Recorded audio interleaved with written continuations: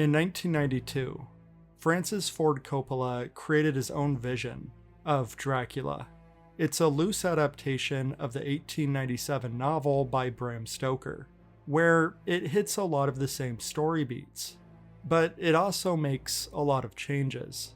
Most notably, the movie centers around a tragic love story between Count Dracula and his wife, who committed suicide 400 years ago.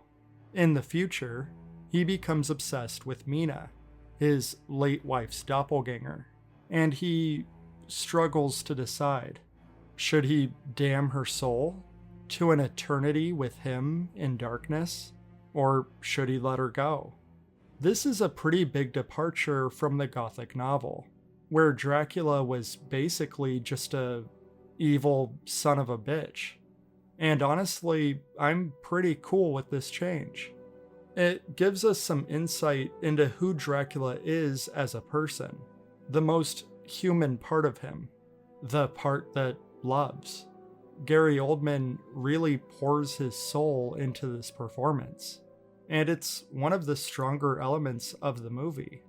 But there are a lot of differences between the book and the film, and it's jarring because it's almost like Gary Oldman is in a completely different movie.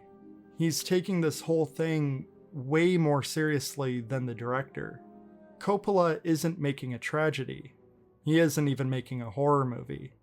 He's making an entertaining blockbuster. Nearly every shot of this movie is cram-packed with visual flair.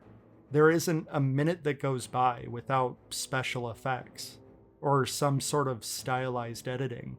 It's a 2-hour movie for a 10-hour book, and it just blows right by.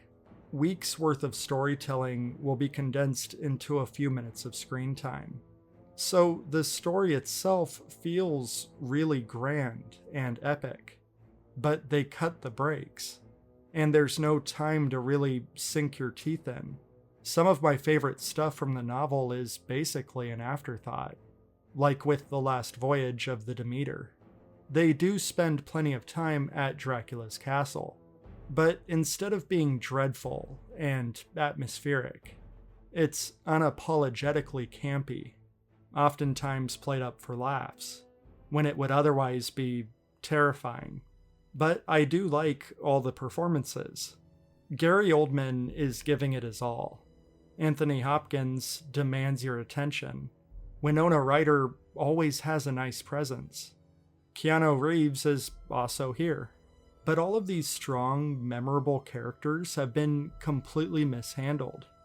Renfield is just a raving lunatic, instead of a deeply complex character. Van Helsing is aggressively eccentric and tone-deaf, instead of kind and considerate. Mina is basically an antagonist now, which makes sense for the Dracula's bride angle. But originally, she was fiercely loyal, brave, and intelligent, an essential member in the hunt against Dracula. Lucy is an aggressively sexual character. She's manipulative and she toys with people.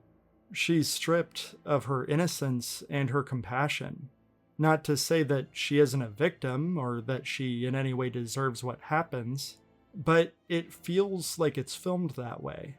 It feels like misogynistic karma instead of a heartbreaking tragedy for an emotionally complex character.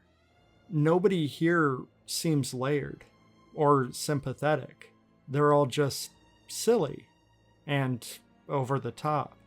But that all matches the filmmaking style. It's all about the spectacle of it all. And in terms of costumes and set design and the grand musical score, this movie is firing on all cylinders. It's gruesome, it's sexy, and it's entertaining. Basically, it feels like a guilty pleasure. It may be an empty shell of the novel, but it's fun as hell to watch. It's purely style over substance. And at its breakneck speed, it's almost exhausting. But I completely understand why this might be someone's favorite adaptation. It's ambitious, and it's artistic.